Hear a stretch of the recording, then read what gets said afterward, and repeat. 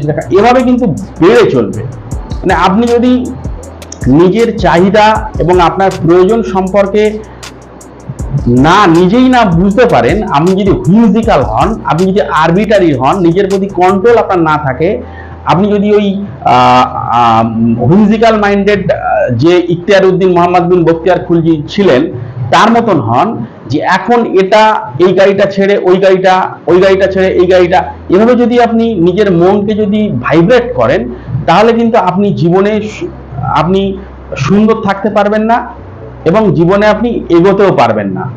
আপনার নিজের মনের উপরে কন্ট্রোল করতে হবে। আপনি আপনার শরীর এবং মন একই রেখায় প্যারালালি চলবে, সমান্তরাল ভাবে চলবে, তাহলেই আপনি কিন্তু নিজের লক্ষ্যে স্থির থাকতে পারবেন, সুস্থ থাকতে পারবেন, শান্তিতে থাকতে পারবেন।